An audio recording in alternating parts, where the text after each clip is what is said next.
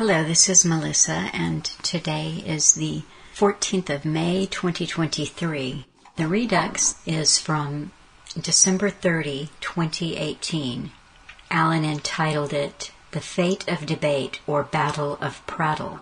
The Net, Science, Humanism, Babble of Confusion. Arrogance seeks godhood in this strong delusion. The key points in this talk were propaganda, how it is used to brainwash us, the Pentagon's involvement with movie production, how we are guided by experts. In this case, he mentioned specifically Maurice Strong, and Maurice Strong being groomed by David Rockefeller to take his very significant role in the UN Rio Climate Agreement, sustainability. All of these things were Maurice Strong's babies. The sustainability agenda that is now running all aspects of our lives. I was struck in listening to this talk how much the war, it's not just what is happening with Russia and the Ukraine or, what is being reported, the latest aggressions of Israel towards Palestine. The war is really the war that is on all of us all the time. And again, I talk about this a lot, but Alan's kind of bird's eye aerial view of things. That yes, he could report the news, he could read a news story, but as someone I was speaking with today said that they didn't really listen or watch or read much news anymore and had kind of checked out of that, in fact, years ago, and they said, but I can't go through a day without listening to an Alan Watt talk because it's timeless and I somehow feel calmed when I'm listening to him, even if he's delivering the bad news. There is a lot going on right now, certainly in the United States, that comes under war on the people. And I just wanted to mention a few stories. One of the things that has been going on in the U.S. right now is the end of something called Title 42. And you can look into that yourselves, but you will find conflicting information when you do. Title 42 was what they describe as a COVID-era policy, which allowed the U.S. to turn away migrants immediately based on pandemic health concerns, and that ended Thursday night. Officials said that they were prepared to deal with a marked increase in migrants, but by Friday evening, according to UPI, that had not materialized. However, those of us who are watching even mainstream news now, but certainly any alternative source is showing people camped on the border. The city of El Paso, Texas, literally just tents and people in sleeping bags.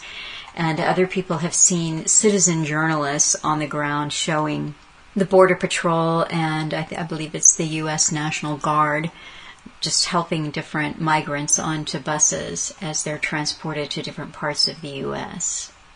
In the talk that I put up last week, Alan was reading from Jacques Attali's A Brief History of the Future.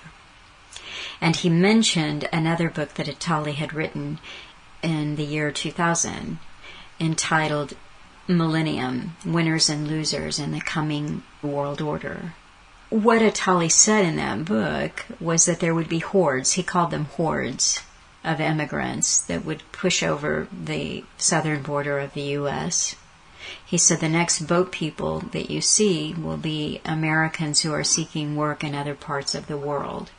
But this is not just an issue that is happening in the U.S. because people in different parts of the world have been experiencing an influx of migrants. And they're seeing the same thing. It wasn't a couple of months ago that I mentioned stories that were coming out of Ireland where villages are overnight taking on more than their own population amount in immigrants. And they're being housed in hotels. And that has been going on in the U.S. for quite a while. They actually do take over hotels And someone last week sent me an article out of Oregon. And they said, so while you have the immigrants who are being brought in and housed in hotels, what you have in Oregon is a California-based nonprofit called Urban Alchemy. And what that is doing is managing the tent accommodations for homeless Americans. So these, we don't know why they're homeless. Are they drug users? Are they mentally ill? Are they families that have fallen upon hard times? After the 2008 bank crash that was orchestrated, of course, there was such an increase in the homelessness, the tents, the people living in their automobiles. Alan and I watched quite a few citizen journalist footage on this, and it was just unbelievable to see cities everywhere with cars and minivans and just lined up on the street, and these were families living there who had lost their homes. So this organization out of California called Urban Alchemy was hired by the government of someplace in Oregon to manage the city's mass tent encampment. And what was uncovered was that Urban Alchemy is spending approximately $4,000 per tent per month to maintain these sites. That amount is so staggering. This is a tent, and to keep the tent up costs $4,000. And I looked into Urban Alchemy, and I couldn't find too much. I could not find a board of directors. I did find their financials, and they're very well funded to the tune of many millions per year. The CEO is a woman named Lena Miller, and I can't find too much about Lena Miller except she has a sociology degree, and she's been involved in nonprofit organizations dating back to the late 90s. All I could find where they got their money was government grants.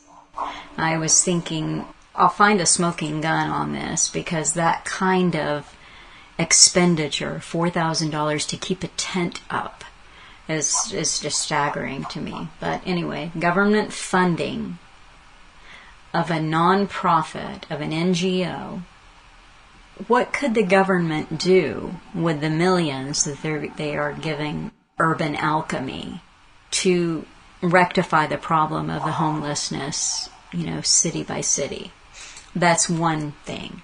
As I was looking what was going on with the migrants who are sleeping in tents or sleeping in sleeping bags because of the revoking of Title 42, what I did find was an interesting story that did not have to do with that, but it had to do with El Paso. This is from a paper I'd never heard of, a publication called Texas Scorecard, Real News for Real Texans. And the title of the article from 18 April is Liberal Billionaire George Soros Funds Movement to Rid El Paso of Reliable Energy. The National Sunrise Movement wants to force the government to end the reign of fossil fuel elites. While Texans raise concerns about the reliability of the state's power grid, liberal billionaire George Soros is funding an organization that wants to make El Paso dependent on unreliable energy sources. The group Sunrise El Paso is lobbying citizens to adopt a climate charter, calling for the city to use all available resources and authority to limit its use of so-called fossil fuels. If voters amend the city charter by approving Proposition K in a May 6 election, the El Paso City Council must create a climate department and hire a climate director to determine the climate impact of city laws and advance the cause of climate justice. The city would also have to form a 9-member Climate Commission, which would oversee the implementation and enforcement of climate policy.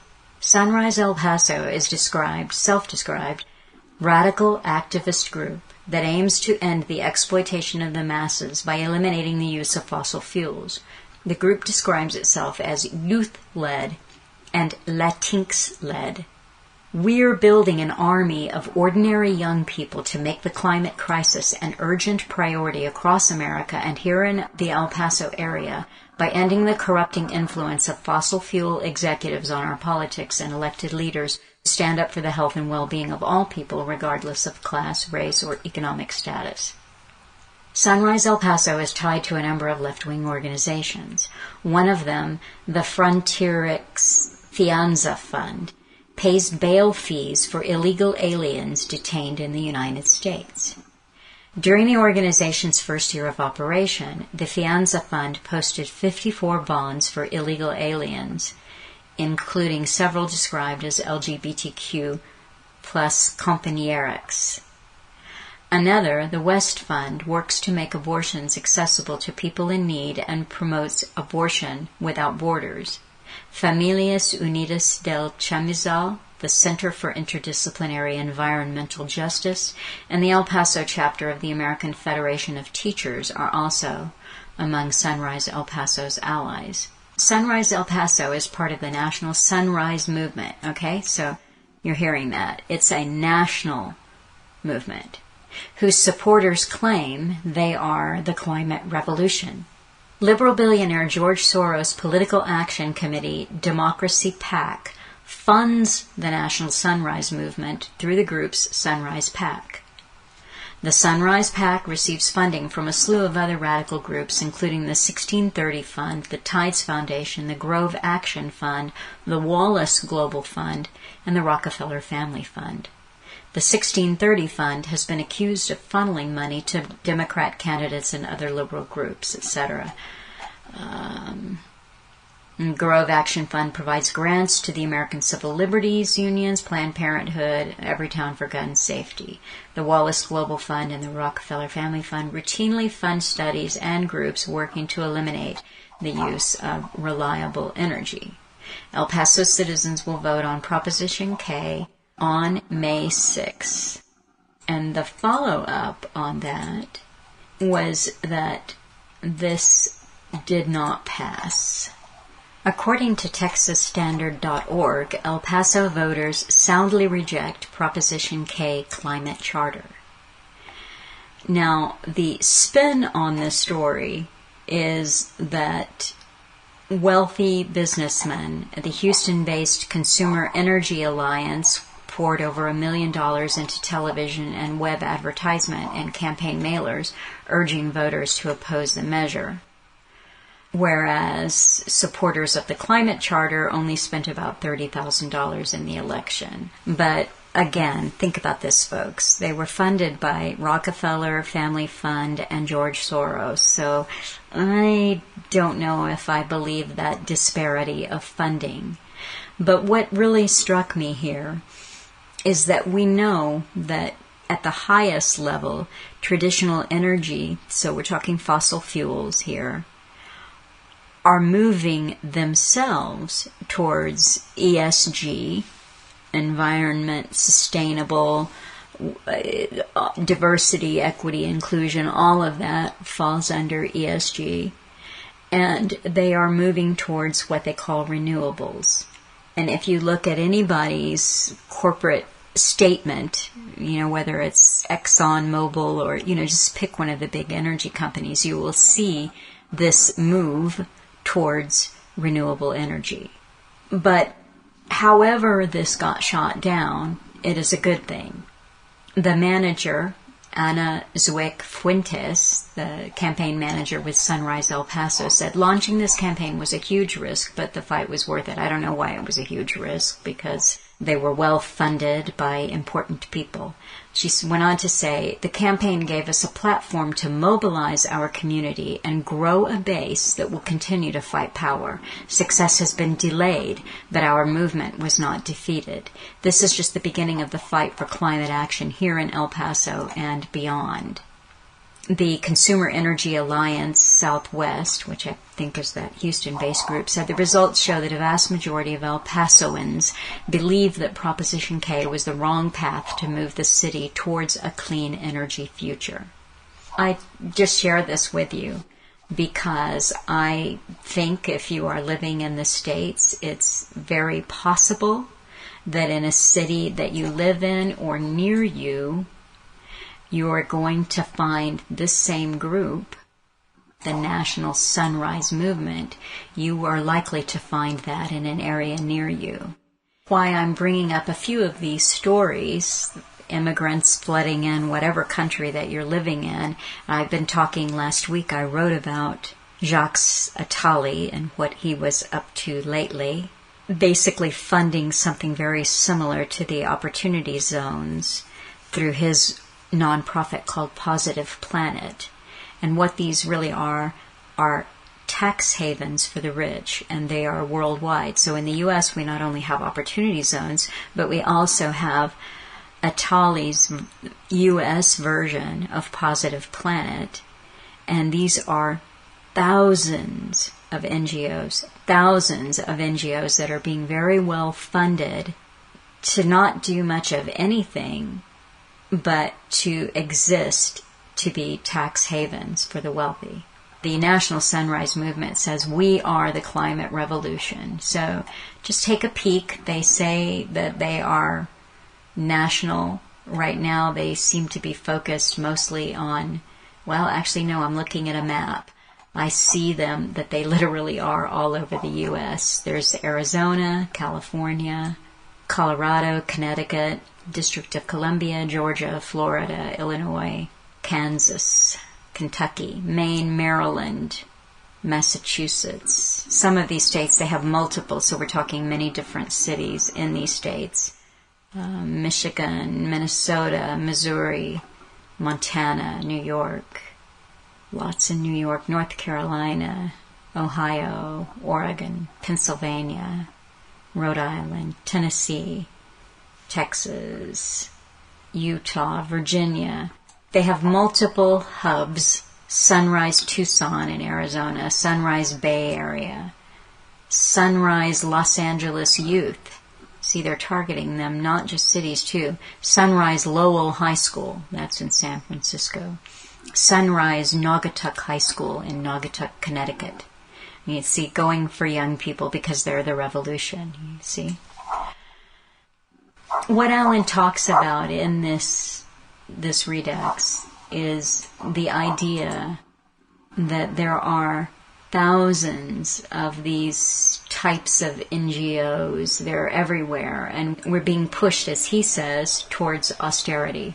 We're being pushed towards not having reliable energy and maximum chaos. And the line, again, the little poem for the talk, the fate of debate or battle of prattle.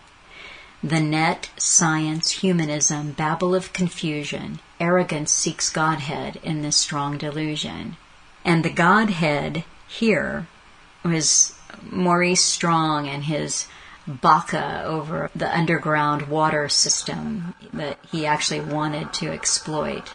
But the Strongs, Maurice and his wife Hannah, were very involved in various New Age ideas, kind of earth worshipy, New Age religious ideas.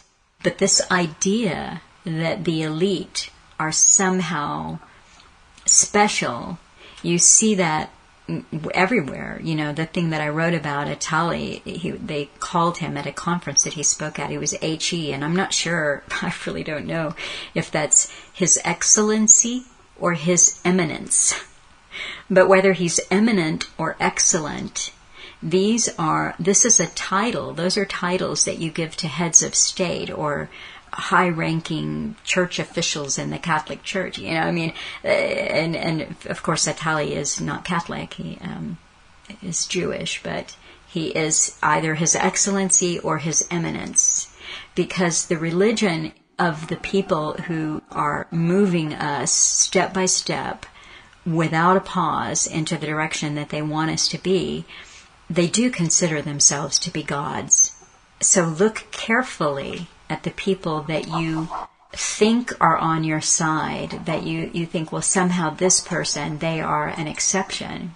And the media is abuzz right now about Twitter, because Tucker Carlson has announced that he's going to be doing his show on Twitter. And last night, Elon Musk appointed the new CEO. And her name is Linda Yaccarino. And she comes from the world of corporate advertising. She worked for Turner Entertainment and NBC Universal. And she's also had these political appointments. So nobody likes her in terms of this appointment to Twitter. I'll just give you a few things. This is from her wiki. She joined the Ad Council. This is the government Ad Council in 2014. Well, it's a non-profit organization that produces, distributes, and promotes public service announcements. Alan is talking about propaganda in this talk. So the Ad Council, propaganda. She joined the Ad Council in 2014. In 2018, President Donald Trump appointed her to the President's Council on Sports, Fitness, and Nutrition. Yaccarino became chair of the Ad Council's Board of Directors in January 2021. That term lasted 6 months. During the time that she was chair of that, she partnered with the Biden administration to create a coronavirus vaccine campaign that featured Pope Francis. She also chaired the Future of Work Task Force for the World Economic Forum. Rolling Stone magazine, this is definitely a publication that veers toward liberal thinking and writing. But they had something to say about Linda Yaccarino today. They said Twitter finally agrees on something, hating Musk's new CEO. After some tumultuous months at the tech giant, NBC Universal advertising chief Linda Yaccarino will take the reins. No one is happy. In December, Elon Musk asked Twitter to vote yes or no on the question of whether he should step down as the head of the tech giant, noting he would abide by the results of the informal poll. And more than 57% of respondents said that he should. So 5 months later, he honored his word by hiring a new CEO that absolutely nobody wanted, Linda Yaccarino. I'll scroll through, I'll post this article from Rolling Stone, and you can read it for yourselves, but a couple of the meatier points of it. Everyone has found a reason to distrust this woman. Leftists and liberals noted that in 2018, Donald Trump appointed Yaccarino to the President's Council. I already told you that. It's not a particularly damning connection, but she also follows a number of right-wing extremists on Twitter, from the anti-LGBTQ account Libs of TikTok to conspiracy theorist Jack Posobiec to attorney Lynn Wood, known for his connections to the QAnon. I suspect this woman follows a lot of people on Twitter, but that's neither here nor there. It didn't help that Yaccarino is also executive chair of the World Economic Forum, an international lobby for corporate interests that sits at the center of many right-wing conspiracy theories. Steve Bannon was among those to complain that Musk had given the CEO job to a Davos globalist, referring to the Swiss mountain resort where the WEF holds its annual conference. Then they go on to tell us that Musk himself has criticized the World Economic Forum. Of course, he's also attended the event. So there you go. There she is. But to people who decry Tucker Carlson for going to Twitter as his new platform, for people who think that Musk is the savior of free speech, I encourage you to take the bird's eye view, to see that these people, here, who is it? Musk, the defender and savior of free speech, decrying censorship, or is it Musk, whose money seems to come entirely from his promotion of electric cars? I don't remember what they call that, the term in investing, but the valuation of Tesla, the market capitalization, I believe, is the term that they use. But the market capitalization of Tesla was more, by far, than the market capitalization of General Motors and Ford Motors combined. This tells you that the value of Tesla was completely made up. Anyone and everyone knows that there is not an infrastructure. to support electric vehicles as our means of transportation. In California, the UK has said no more gas-fueled engines past 2030. That's the UK. California has said the same thing, but there is no infrastructure. There will be no infrastructure for everyone to be driving an electric vehicle. So the point is, Agenda 21, Agenda 2030, get the people out of vehicles altogether. So is it that Musk? Is it that Musk? Or is it the Elon Musk, who is the grandson of one of the key founder players of Technocracy Inc.? Is it the Elon Musk who is working on creating the Tesla bot so that the robot can do all those dangerous, repetitive, boring tasks so that you don't have to? But don't worry, he's supporting universal basic income. He says it will actually be necessary because of the rise of robots. So wait a minute. He's creating the problem, but he's offering you the solution. Okay, that's okay. It's that Elon Musk. Or is it the Elon Musk of Neuralink, the brain-computer interface?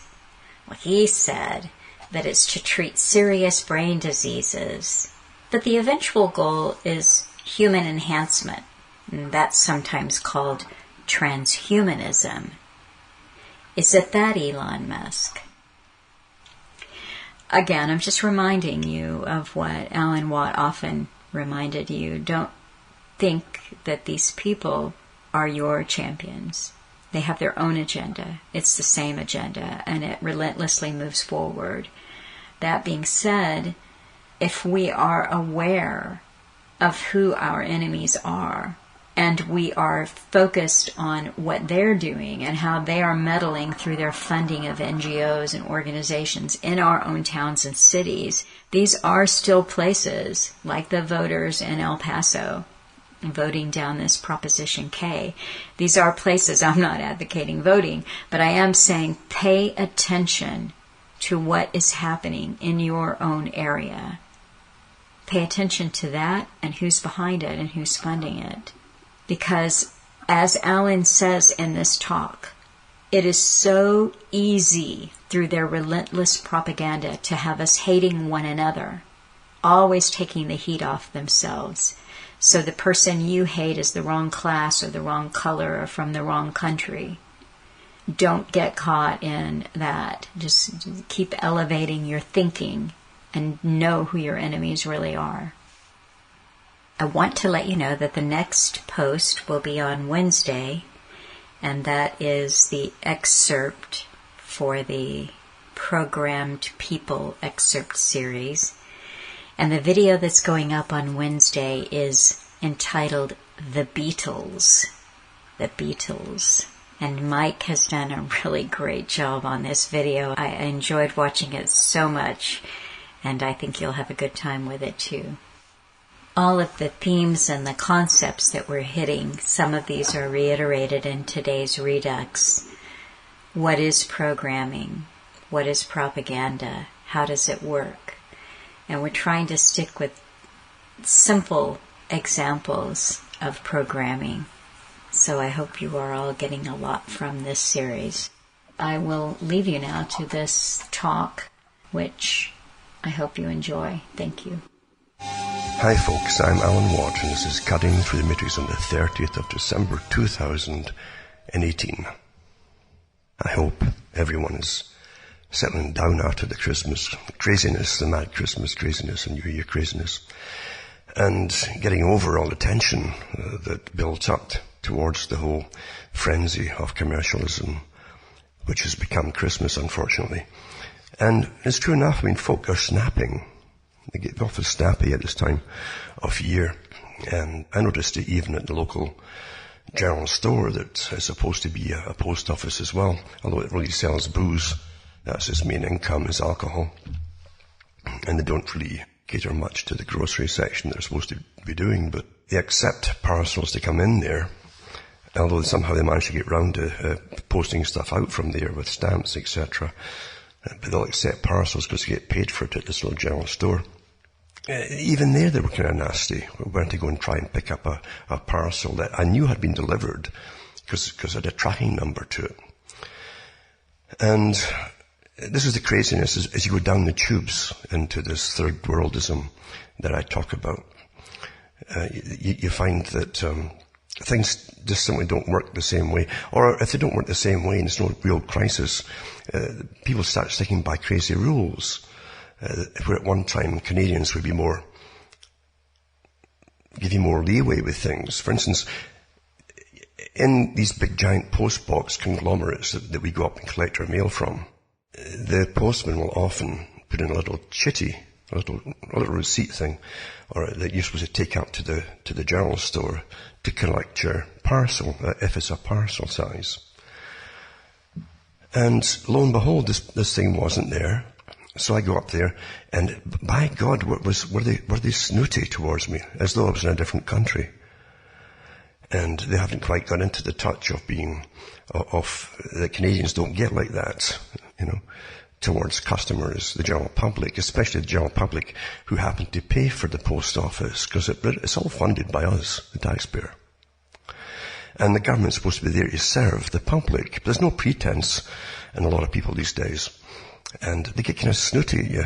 And they don't really want to give you a parcel unless you have this little chitty. Well, if the postman hasn't given you the little chitty for your parcel, then they should simply hand it over since they don't know it's there and they know who you are and you're going to sign for it anyway, and etc. Because that's, for years and years I went to the same place to pick up parcels. And it's changed hands, you see, too. There was never a problem if you didn't have a chitty.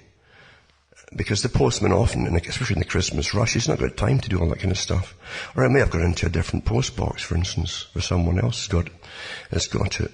Or maybe he was just too much in a rush. He's standing there in the freezing cold, in sub-zero temperatures, ticking off different things and putting mail in the boxes.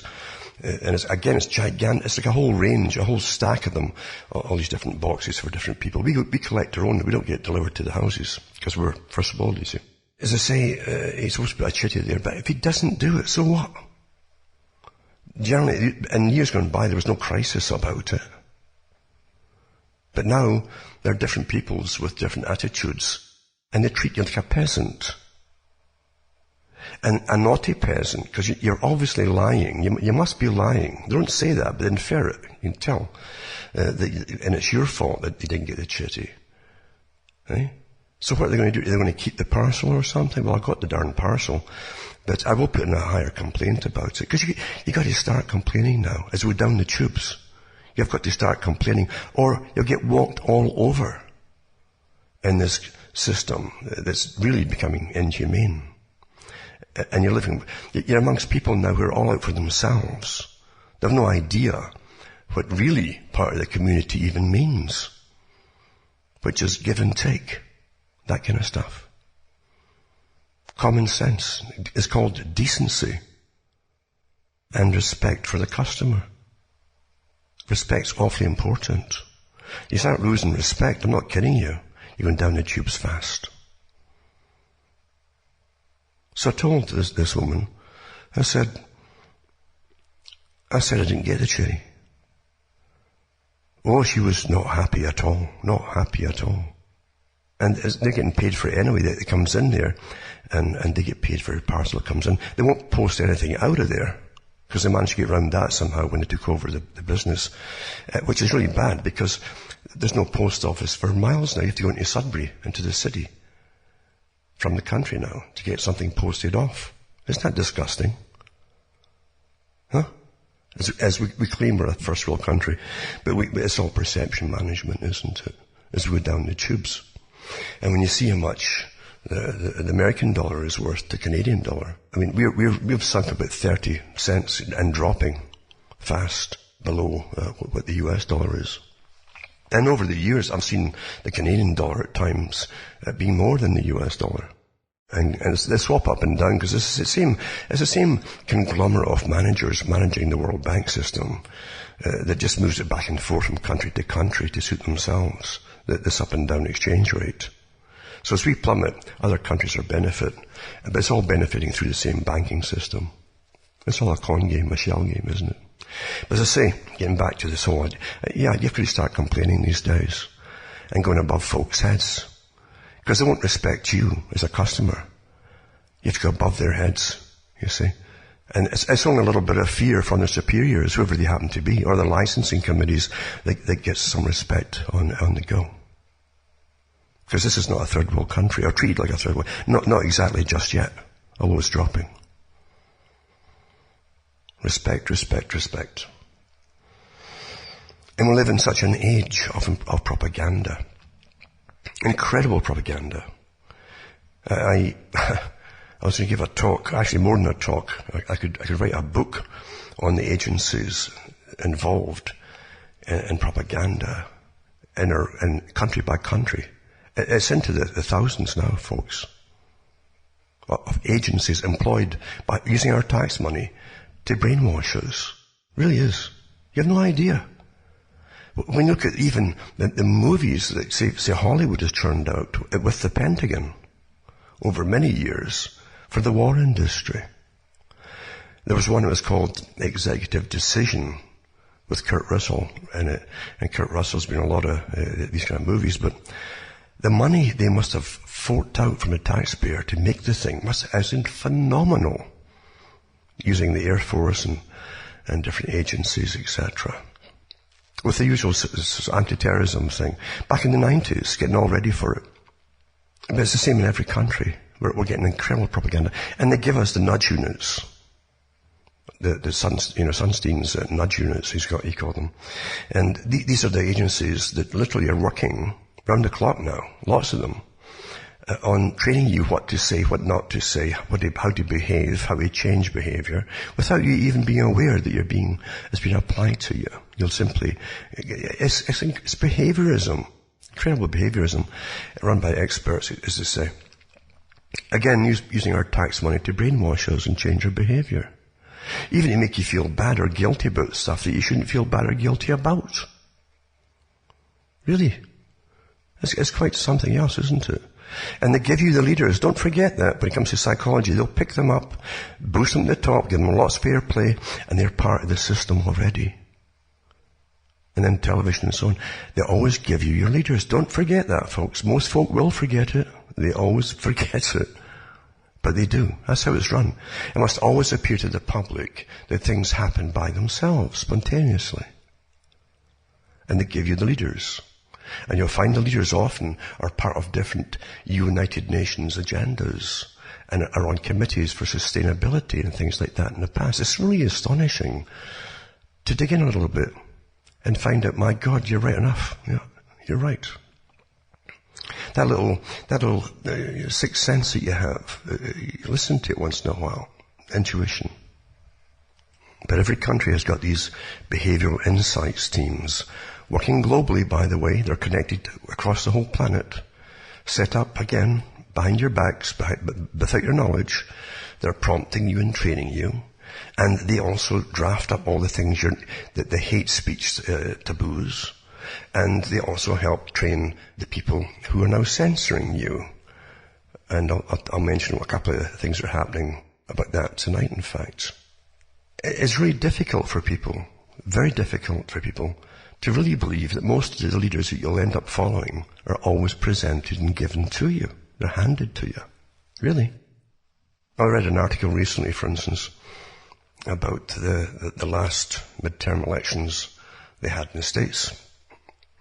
And how many of them now are getting promoted through and via the CIA, FBI, ex-military and so on, high military and intelligence, and getting them into the politics for the Democrats now, so that they'll become, of course, which they really are already, the middle stream of America, of the military-industrial complex.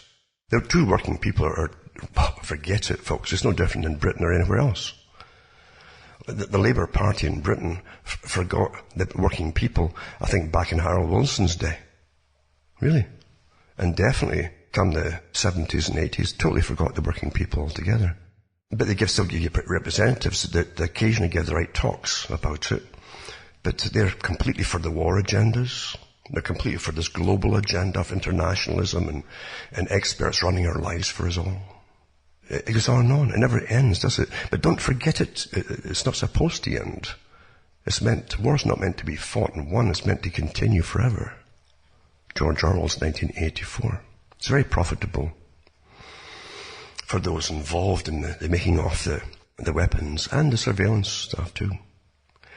Back in the 90s, they had articles in big magazines, well-known magazines at the time, about the end of war. What would happen if you had the end of war? When we don't have other countries to fight, even though that was it's a what-if thing. They knew darn well they're going to bring in an age of terrorism as a backlash against the wars that we're going to have. And that all set up too. But they did say that if there was no war, just in a hypothetical world, how would these same organizations that fund or that make the weapons, for instance, what would they do? Well, it's explained that they're already turning and turned away into mass surveillance. And then early 90s this was. So it's not just happening. And that the police would be part of it too, and they get all these special surveillance techniques. We have fusion centers now across the North America and Europe, where they can route whole segments of society, individuals within, and route all their stuff through certain fusion points as well. I know someone who got into British Telecom, and he actually found one of the main trunk systems went across to Belgium. And this is the main ones, of course, for security and so on. But they're heading off to Belgium for some reason, and the public were totally unaware of it. And they're routing a lot of folks' calls all over the place. So they were being spied on a long time ago. Spied on. Then they mentioned, it's just black boxes that rouse them and so on, and for certain people, blah, blah, blah. And then they had the big God machine. They thought, oh my God, this God machine, or the devil machine, as some of them called it. It was a mass computer system in the 90s that could hook up everybody's ID, everything about every individual. It was already up and being added to with information again in the 90s. Folk forget all that too. The beast. A whole bunch of names for the same thing. And then in the late 90s, after lots of anti-Middle Eastern movies, basically, or about Middle Eastern people, lots of movies, getting everybody used to it, bingo, it happened to 2001. And away we've gone since then. It hasn't stopped. And it won't stop.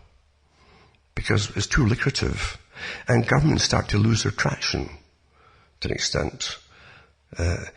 Governments either have to say, we're so busy fighting terrorism and wars and so on and blah, blah, blah. Or if there's none of that, they've got to start answering some of the questions put to them by the people. So it's much easier to say, we're just so busy tackling all this crisis across the globe, etc., etc., etc. And politicians, remember, are partly there to fill their own pockets, because that's the kind of people who go into politics. They used to publish the criminal records of politicians in Britain and other countries, in Canada too. And folk could apply to go into politics. And the amount of them who had been bankrupt umpteen times before that is just astonishing. It tells you a lot about them. And they go into politics because they get a little bit of power. They can start getting a lot of wealth. It's astonishing, isn't it? No matter what the income is, they seem to always bring in more than the income's worth. Isn't that astonishing? Of course, they're seeing lots of lobbyists all the time, aren't they? And even though they're not the bosses, there's a certain amount of play to help to fill their own pockets with things. Of course there is. And lots of them get awfully well rewarded as soon as they walk out of politics. Some of them go into politics right from corporations, higher levels in corporations. And then when they're in politics, they help change the playing field for their own ex-corporation. Let's say ex-corporation. And once they've changed the rules a bit, they go back into the same corporations. You find the same with the US. The US is good. It's always getting picked on, but it's more open about its systems and who's in the systems of governing the people and the different agencies than elsewhere in the world. And I've had articles before over the years where you had the Food and Drug Administration, for instance. The folk are trained to believe they're there to look after the people. But so many of them, including some of the heads of them at times, are coming straight out of big pharma, or of chemical agencies, or the ones who supply the chemicals to farming, for instance. As I say, but mainly the drug corporations. And they come in, they're sitting in the panels, change things, even get drugs passed and so on. And then go back to the same companies that they worked for. It's astonishing. It really is astonishing how this works. It truly is.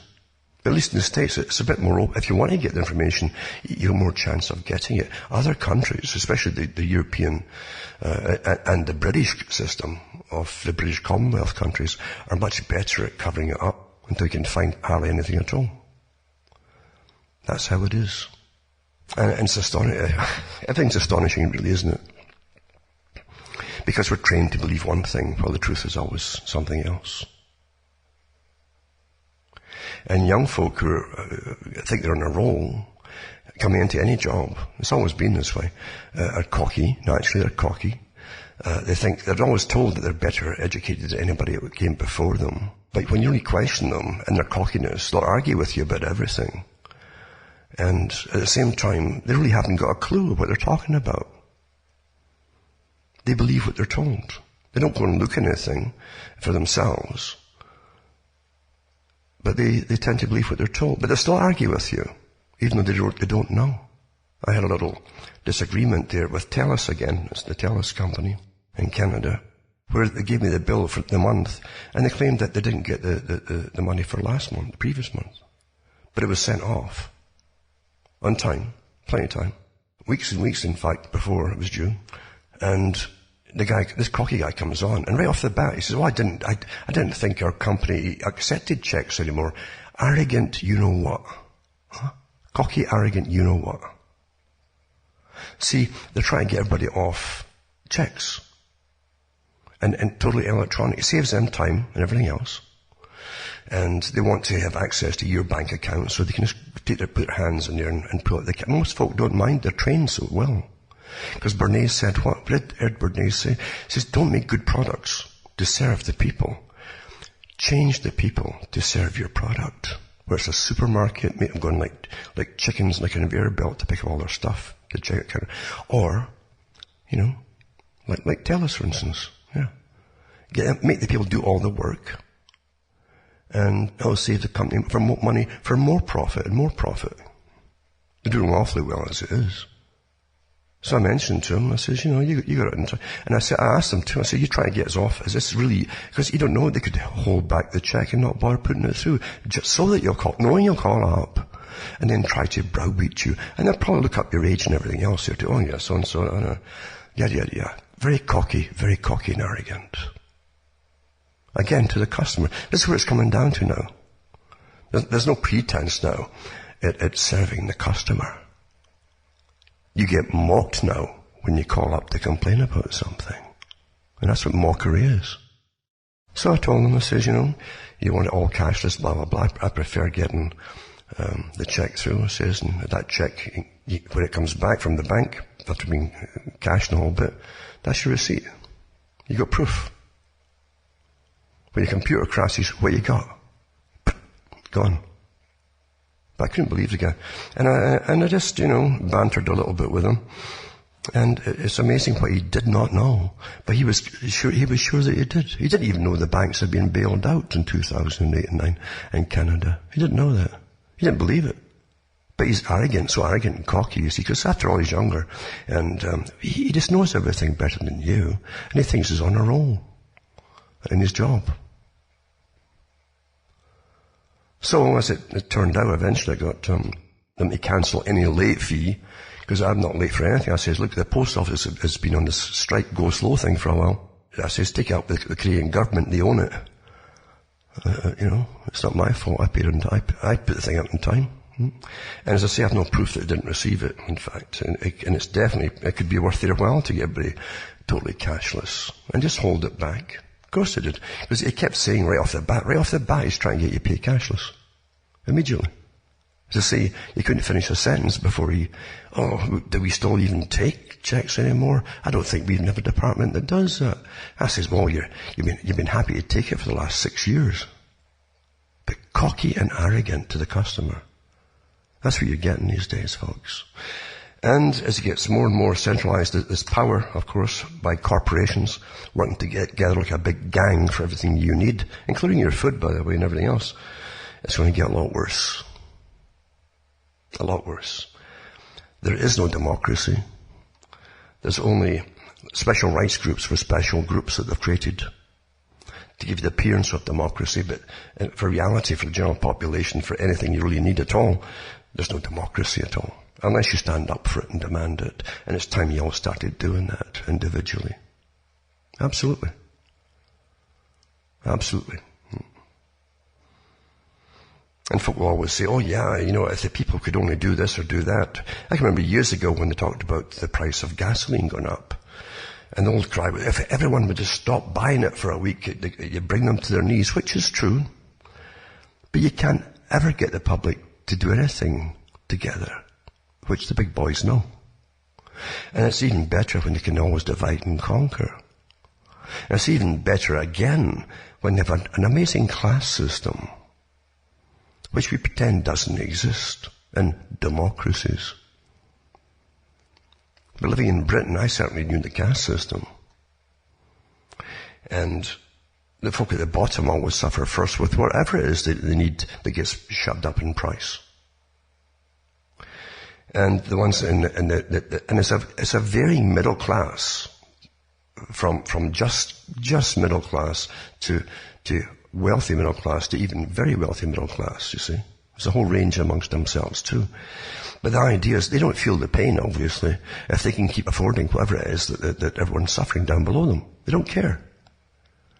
And they're encouraged not to care about it. Then, of course, they start squealing when it's their turn, if it gets that high. And they put enough pressure on, perhaps, and stop buying or whatever, until whatever there's a protesting caves in. That's how it works. Why do you think government has created all the different factions of gender wars and subgender wars and variations and ethnic wars and blah, blah, blah, blah, blah, getting everybody to fight everybody else? It's wonderful when you really think that everybody's getting fighting everybody else. Well, you're all being plundered for your price of your gasoline, for electricity, for your food that's going up and up and up, etc., etc.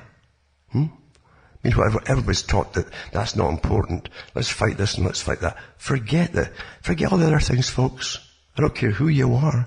If you eventually can't afford your food, you're in trouble. And the agenda is to bring in mass austerity. They all signed on to that, the United Nations, a few years ago.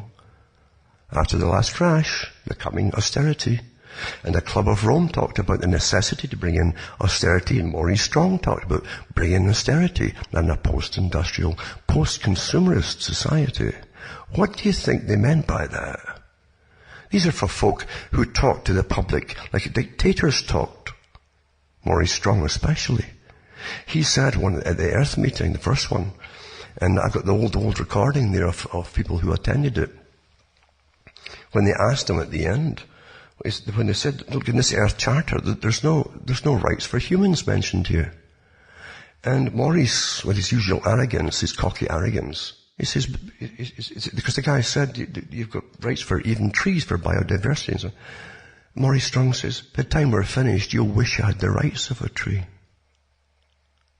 Well, no one ever voted for Maurice Strong to have any position over anybody, but he was put in there by the CFR, Royal Institute for International Affairs, and he was picked up by David Rockefeller, picked him up and groomed him and put him into the oil business in Canada and other places.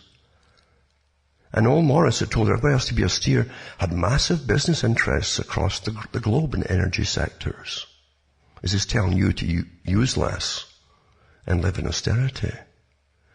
It's always the same story, folks, from these crooks, and they are gangsters, belonging to a club who've been trained and picked, the real, ultra deep state above all, and picked to rule over the people. Not with any democracy in mind at all. Democracy is a temporary sham, folks. And it was designed to be a temporary sham. There have been many articles written about Maurice Strong. And here's one, actually, from a few years ago, and talks about Maurice Strong, Climate Crook, it's called. Editor said that 5 years ago, Quadrant Online, that's the organization that published this, I guess, published this profile of Maurice Strong. As the man who, more than any other, redefined a trace gas, that was carbon dioxide, as a meal ticket for tens of thousands of climate functionaries. The same people whose light-fingered heirs, awfully well put too, are today gathered in Paris, that was back in 2015. To mark his passing, we once again present, says John Izzard's profile of the man who did very nicely by costing everyone else dearly. So it's a massive plan to control the lives of us all and enrich those at the top. It's so interesting to look at the CFR, Royal Institute for International Affairs group, that runs the planet. At least they're the second tier at the top. There's a capstone above them because there's an inner party. But they run your politics. They actually set up the organizations and think tanks that advise governments across the whole planet. They run think tanks for the military across the whole planet. Everything that means anything at all is run by them and their members, including how to control the people and run the people and organize the people and even depopulate the planet through austerity, etc. And you don't vote for any of them. And it says, the yellow brick road to climate change. January has certainly been a defining month in the quest for truth about climate change, and the custodians of that truth aren't looking that flash at the moment.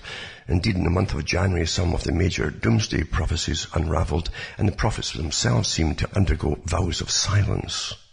This is Kevin Rudd, Penny Wong, Tim Flannery, who are never lost for words, seemed well totally lost for words.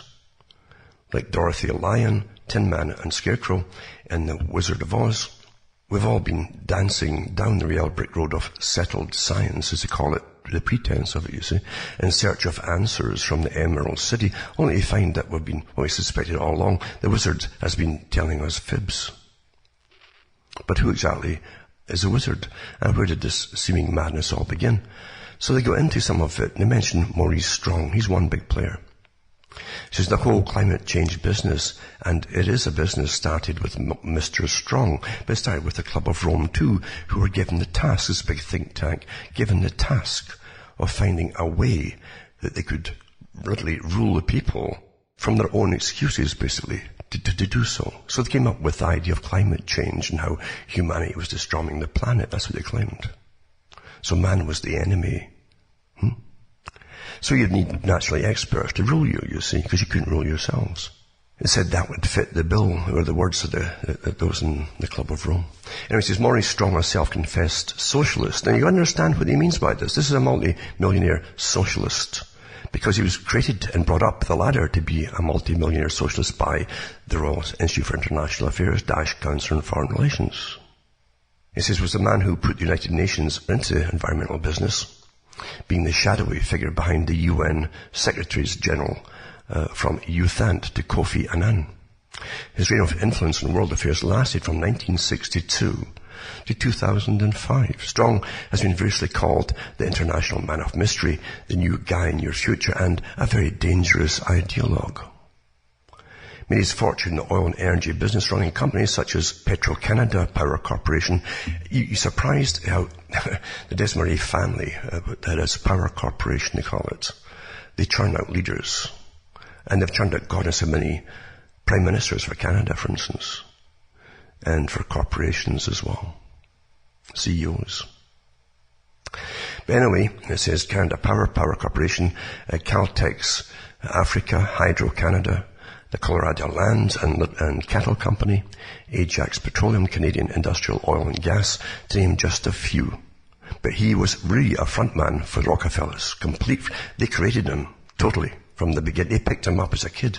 And meaning what he is, he's the front man. So his private interests always seem to be in conflict with his personal persona and his work on the world stage. Strong's extensive range of contracts within the power brokers of the world was exceptional. One admirer christened him the Michelangelo of networking. He described himself as a socialist in ideology and a capitalist in methodology. But see, the idea, those who enrich themselves at the CFR and Royal Institute for International Affairs at the top always fill their pockets. They believe that they're the world's natural rulers. And when they're picked up, they're told that too, to give them a little bit more incentive to keep climbing the ladder in these private clubs. And socialism is the way of controlling the population through laws with panels of experts, which is Sovietism, the meaning of rule by councils, folks, for those who don't know that. In 1972, he organized the Euthanasia First Earth Summit, the Stockholm Conference on the Human Environment, and it led to the formation of the UN Environment Programme with Maurice Strong as its head. Later, as the UNEP boss, he organized the first international expert group meetings on climate change. And it led to exotic UN-sponsored organizations such as the Earth Council and Earth Charter. And that was also drafted up by the Rockefellers, and Strong fronted for it. The World Resources Institute, the World Wildlife Fund, which is, again, the head at that time was Prince Philip, and later the Commission for World Governance, and the United Nations University for Peace. Remember what the old communist adage was too, this real socialism idea, the test bed for all.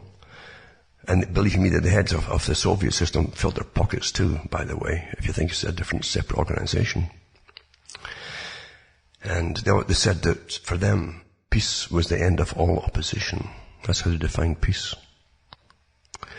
So Strong was the driving force behind the idea for world governance by the United Nations. And look at all organizations now attached to universities for world governance. He dreamt up a world tax on monetary transactions of 0.5%, which would have given the UN an annual income of $1.5 trillion. That's on top of all the other money they get. But equal then to the income of the USA. The stumbling block was the Security Council and their power of veto. So he devised a plan to get rid of Security Council, but failed to get it implemented. Then along came the idea that global warming might just be the device, to get his world governance proposal up and running. And it wasn't his, folks. As I say, it's an organization, very old organization. It runs your central banks. It runs your World Bank, your IMF, and the Bank for International Settlements. They didn't believe, these guys never believed that the people were fit for democracy and could be ever trusted in democracy. But they would use democracy as an excuse to invade other countries that didn't have a semblance of it.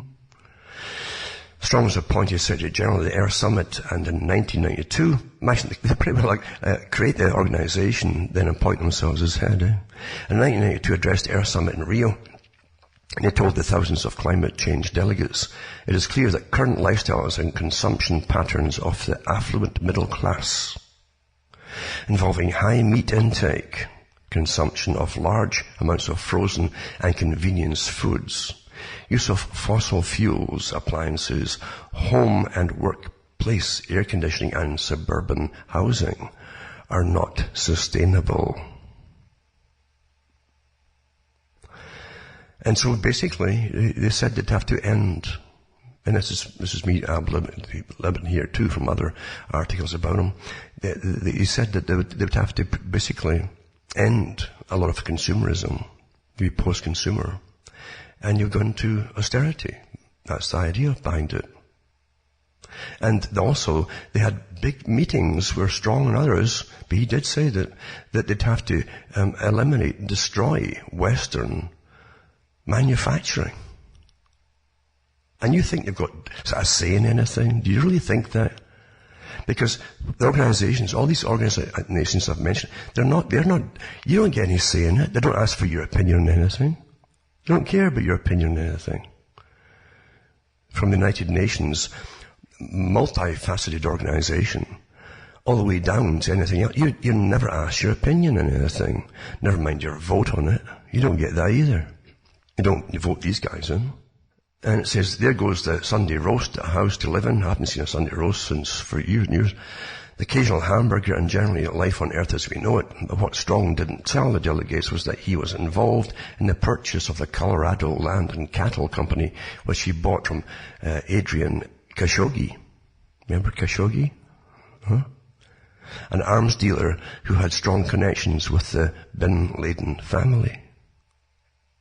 Interesting how they all come together, the heroes and the zeros, eh? This is a 200,000 acre property called the Baca, had two hidden secrets. Now, one was it sat above vast underground water systems. It's actually the largest aquifer system in the United States. Just happens to be that. And Strong wanted to remove the water, be in front of the American Water Development Corporation to exploit the water by pumping it out for commercial intent, but was stopped by the locals who feared it would destroy the delicate environment, while it would destroy their cattle systems and everything, and their farming. Here's the power of these crooks, eh? But don't forget too, I think it was Rockefeller who actually owned that Baca Ranch. The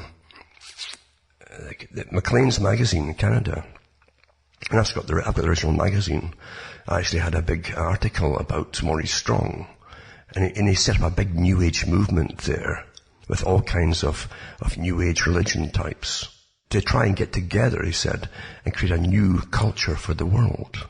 He had gurus from India, he had Buddhists, he had all kinds of New Agers there too. And you find, they create the New Agers for you to follow. They do. And you'll find they always go in the same direction of, we've all got to be one. We've all got to be together in this world of ours. We must all agree with the same agendas, blah, blah, blah.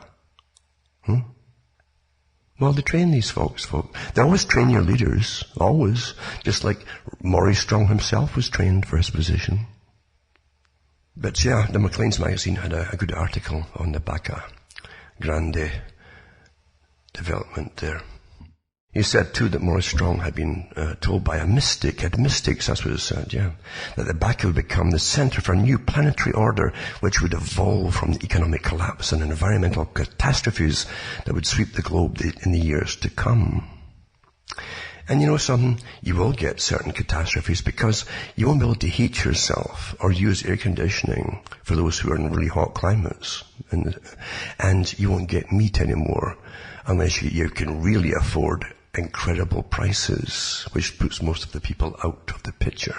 And at the last meeting at the Paris climate change thing, again, massive articles compiled by think tanks, obviously, to eliminate your intake of meat.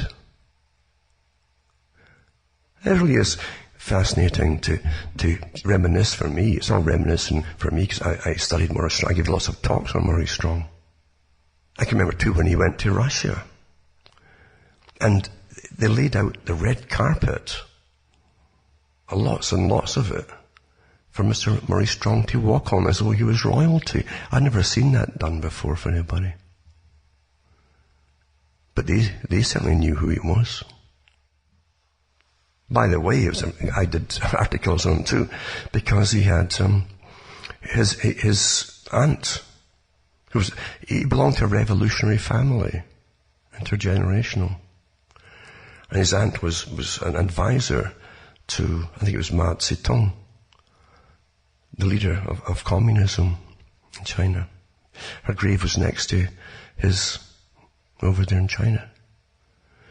And an article in one of the Canadian papers said that he was over there visiting the grave of his auntie. Then he set up there his home for a long time and still worked for the United Nations, working on setting all their businesses up in China from the West, which we all paid for as they all got moved over there. Did you get to vote in any of this, folks? Of course you didn't. Most folk don't even know about it even today. So these are the real technocrats that are created and groomed, picked up young, and groomed for the positions. And that's what a technocrat is. Now, also, Maurice Strong was busy founding the Earth Council Institute in 1992 and recruiting world luminaries such as Michael Gorbachev, Shimon Peres, Al Gore and David Rockefeller. In 2000, Earth Charter was formed as a further push by Strong to create a world government body, or governing body. That's what you call it, governing, you see. But it's government, of course. You don't need a place even for government. You can be scattered across the planet. Although eventually they will have one, for sure. I'm sure they will. They're the builders, remember. The builders. And in 2005, the most powerful man in the push to save humanity by steady promotion of the theory of human-induced greenhouse gases was caught with his hand in the till. And investigations in the United Nations Oil for Food program found that Strong had endorsed a check for $988,885 made out to M. Strong, issued by a Jordanian bank. The man who gave the check, South Korean businessman Tong Sung Park, was convicted in 2006 in a U.S. federal court of conspiring to bribe UN officials. Strong resigned and fled to Canada and thence to China, where he's been living ever since. Well, he's dead now. That was the Oil for Food programs and so on. To starving people. They don't do anything of any sort of decency towards any humanity. They have no common decency. In fact, they despise common humanity. But also, too, I think, if I remember, was it Boutros Ghali there? Or Kofi Annan? But I know that it was the son of one of the UN head, of the UN head at the time, who also was involved in that food program, Oil for Food, for Iraq. There were starving people, of course, because we're so humanitarian towards the people in the Middle East that we starve them to death all the time if we're not blowing them up. And that's the part too. I think a lot of this may have come from talks that I gave, I don't know. But it says Strong is to believe to have sanctioned China because of his cousin Anne Louise Strong, a Marxist who lived with Mao Zedong. Yeah, that's right, for 2 years. And when she died in 1970, her funeral was arranged by Premier Chu En-lay. Anne Louise Strong was a Comintern member. So was Pierre Trudeau, the father of the present Prime Minister of Canada. An organization formed in 1919 as the Third International, with one of its aim to use by all available means, including armed force, for the overthrow of the international bourgeoisie. Quite a world we have, isn't it? But don't forget the big organization that helped fund it all and promote it all, and the banking system that funded that communist system into existence. Didn't do it by itself. Quite a world, really. Anyway, I'm getting lost in all this kind of stuff. I didn't mean to even go in this direction, but there you are. And I'm going to try and just touch on some articles here for those who want to look it up and see for themselves. It's amazing again. Rand be like the arrogant prunes of young, very naive, but arrogant prunes that run our lives at the moment, or think they do. If you cave into them, believe you me, there's going to be euthanasia down the road for anyone over a certain age, folks. It's already on the cards. And these characters are the ones that'll be pushing all. Anyway, it says, the cost to West Australia of Shorten's green energy plan revealed $1 billion. Be a lot more than that, folks. I'll put this up anyway. Australia's a big one, because they use that as a big test bed too, much like Canada. All the old British Empire system countries are always test beds where they push things, and we don't object as much as some people like America. Yet far more. That's why the US was the hope for a lot of the world, for the people, the population who did stand up to their own government and really push the rules. If you have no rules, like a constitution, or they're being ignored, then you don't have a country anymore. Or whoever's running your country is not what it was. It's been taken over, obviously. But it was the hope to the world for the rights that the citizens had. It really was. It's a sad house, mate. It's been taken over itself, probably long ago, actually, by the money boys and so on. And whoever has the gold maketh the rules. I think it was one of the Brofmans that said that years ago. And that's true. We're all running on this crazy thing called money. The only a select few have the right, apparently, to manage at the top. Questions and answers to climate change, all you should know about their position. Also, another one too is to do with the carbon taxes. And it says details of the horrible carbon tax bill. Democrat Florida Congressman Ted Deutsch has introduced a carbon tax bill to impose a new national energy tax on the American people. So I'll put this one up as well. And it's called the Energy Innovation and Carbon Dividend Act of 2018. In the countries that are plummeting, because we're now flattening the planet, to be a mass of poverty, then a smaller middle class, then the elite and professionals who rule us all those in academia, etc. That is the system. That's how it's planned. And I've mentioned before about how bad it's in Britain. As they build houses, by the way, in the newspapers, for masses of migrants coming in. It says 24,000 people sleeping rough on public transport in the UK, a charity says. And that's from The Guardian. And it says more than 24,000 people in Britain will spend the festive period sleeping rough in cars, trains, buses or tents, according to new estimates that throw lights on the scale of so-called hidden homelessness. There's a lot more than that, I'm sure. And at least 320,000 homeless people in Britain at the moment, says a shelter.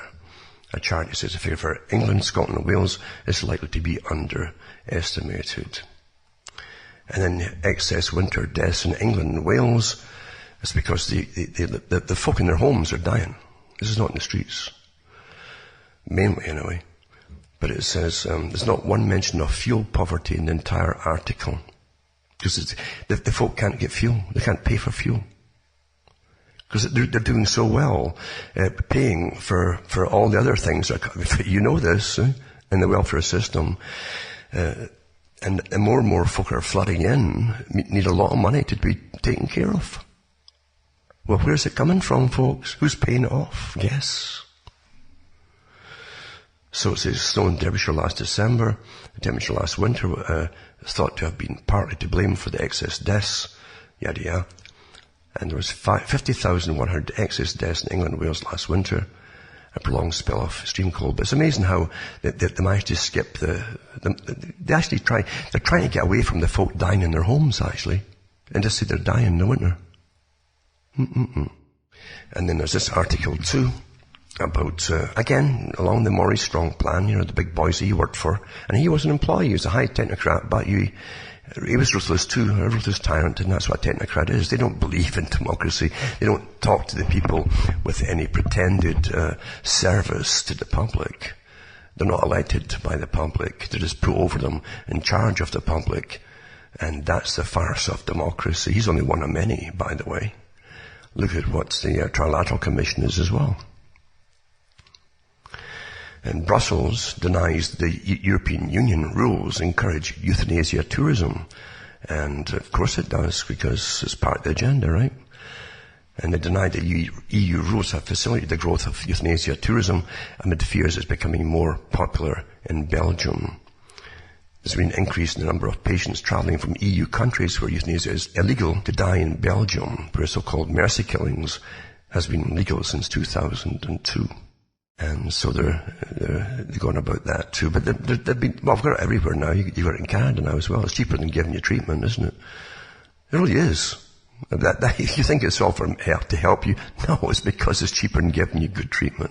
That's what it is, folks. And then you have another one on suicide tourism from Wikipedia. And then, here's another thing. You always think about what you're trained to believe by the so-called experts, right? Bertrand Russell, they'll train the public to listen to experts, but always to avoid their own common sense. A cardiologist slams incorrect advice from the World Health Organization, urging people to replace butter and lard with healthier vegetable oils in 2019. And Dr. Asim Malhotra called them the WHO to review and update its guidance. Butter has been demonized for decades over its high content of saturated fat, but an array of scientific evidence is beginning to counter those claims. They've always known what the counter the claims were. says here that he's an avid supporter, this doctor, of saturated fats, which he thinks have been wrongly demonized since the 1970s. Same time in the 1970s when they demonized the fat. Remember the big sugar industry? I read the articles where it's admitted, only recently, declassified stuff. They paid massive amounts of money to, again, talk. You can always buy professionals from folks in medicine. And to write all these articles out to start the whole craze that it was fats that was to blame for folk becoming fat. Not sugar. Huh? Anyway, this doctor told me online, he says, our friend was shocked and disturbed that the WHO are giving incorrect and non-evidence-based advice on fats. Asking people to replace butter or lard with industrial seeds such as corn, sunflower, soybean, or safflower will continue to cause harm to public health. These oils, being particularly high in omega-6 fatty acids, are pro-inflammatory. That's why you get so much arthritis and problems. And can be toxic when heated for common frying purposes. And it's much, much worse than that.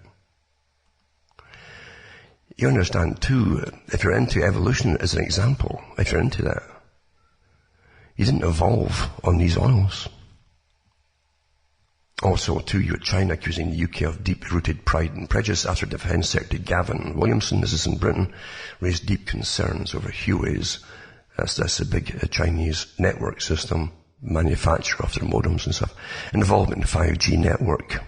So, again, they're hammering China and China and China, even though, but most of the stuff that China's got has already been tested upon us by other companies. It really is, you know. And of course China and Russia, the new Russia, are supposed to be the main enemies at the moment. Another one too, they arrested a couple of people in supposedly the Gatwick airport in England. Because a little drone went over it, supposedly. But again, after they arrested them, and really, imagine getting your face plastered across the planet in front pages, being laid out by cops. And it was all false.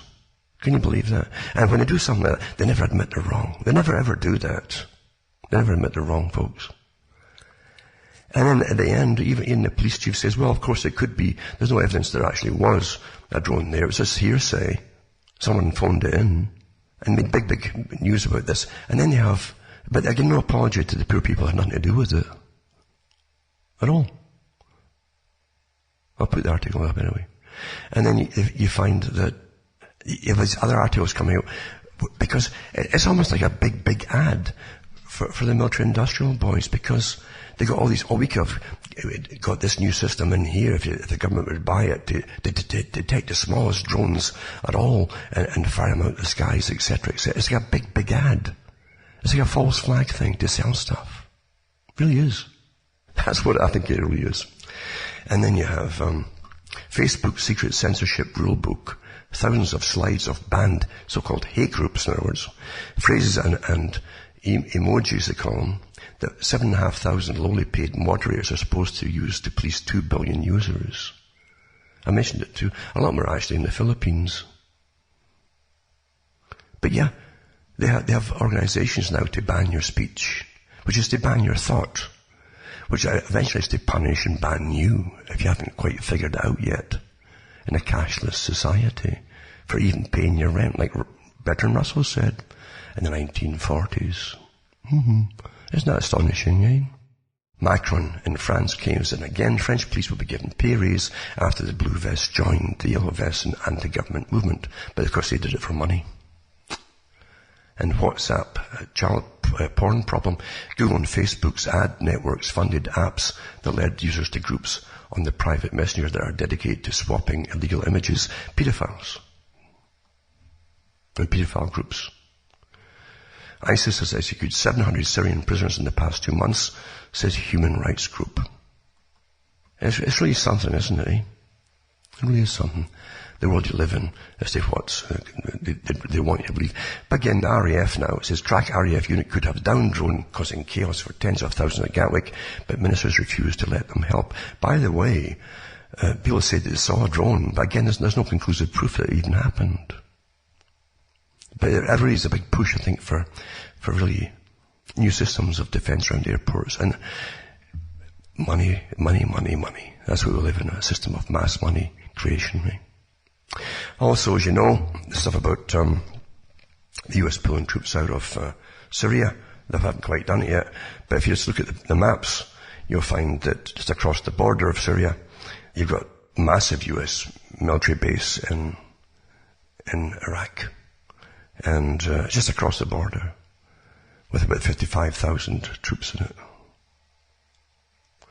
And the US has sold about $3.5 billion, I think, of arms equipment to Turkey.